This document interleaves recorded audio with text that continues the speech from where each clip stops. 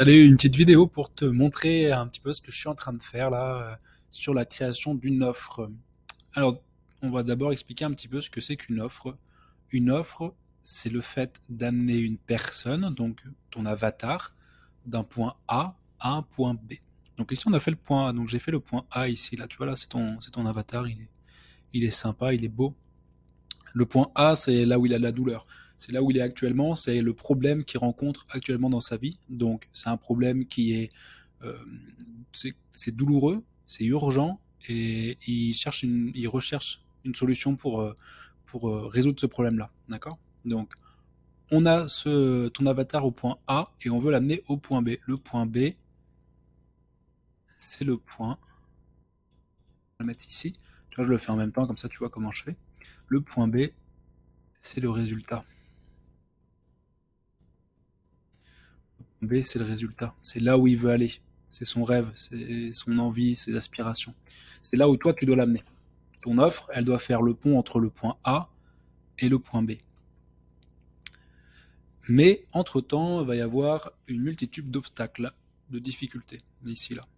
Alors, ces obstacles, ces difficultés, ils peuvent être euh, réels ou fictifs. Ça peut être vraiment ton client va rencontrer ces difficultés-là, ou alors il se projette, il imagine qu'il va avoir ces difficultés-là.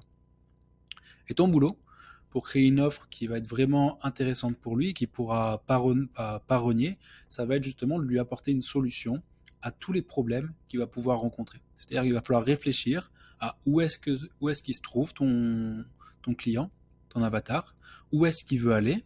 Ça, normalement, c'est un travail que tu as déjà fait. Et quels sont tous les problèmes qu'il va pouvoir rencontrer. Donc, c'est des problèmes réels ou hypothétiques. Et lui donner les solutions à chaque problème. Tous.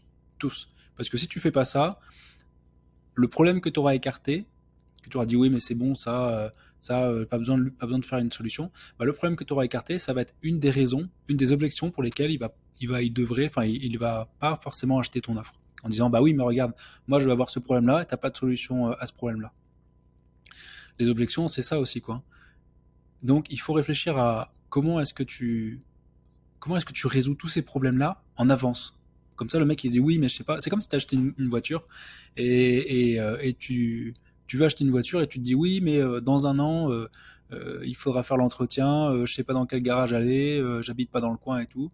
Et le garagiste, il te dit, oui, le garagiste c'est qui t'achète ta voiture, il te dit pas de souci, dans un an, euh, vous avez déjà rendez-vous à ce garage-là qui est à côté de chez vous. Ok, il vient de répondre à, t'avais une problématique et il apporte une solution.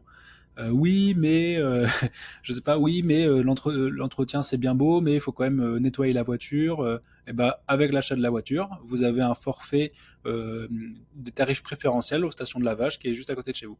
Tac.